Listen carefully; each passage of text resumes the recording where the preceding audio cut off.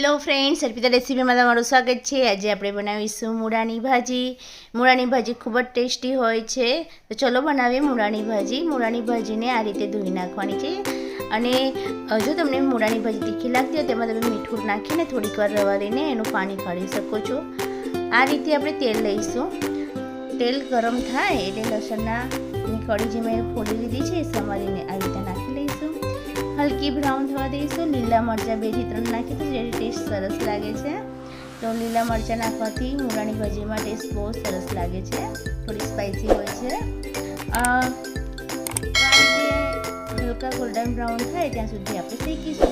मूळानी भाजी आम तो खूब ज टेस्टी होय छे, बधाने भावती होय छे। एमां तमे बेसन नाखीने पण बनावी शको छो। आज आपणे सिम्पल बनावीए छे। तो हवे मूळानी भाजी लई लईए। तो अंदर मैं मूळानी भाजी बधी लई लईश અને એને ધીરે ધીરે હલાવતા જઈશું। મૂળાની ભાજીને આ રીતે હલાવતા રહેવાનું છે, એમાંથી પાણી છૂટું ના પડે ત્યાં સુધી આપણે હલાવીશું।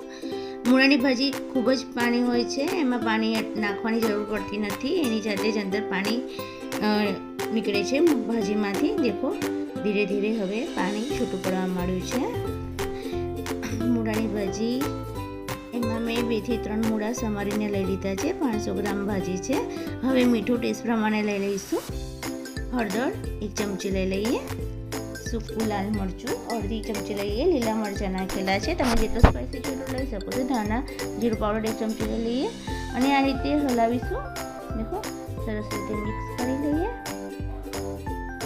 મિક્સ થઈ જાય એટલે ફ્રેન્ડ્સ એને થોડી વાર આપણે ઢાંકી દેવાનો છે। એને આપણે 4 થી 5 મિનિટ જેવું ઢાંકી રાખીશું અને પછી જોઈ લઈશું। દેખો પાણી બધું જ અંદર થઈ ગયું છે, અંદર ઓબ્ઝર્વ થઈ ગયું છે અને ભાજી ખૂબ જ સરસ ટેસ્ટી બનીને તૈયાર થઈ ગઈ છે।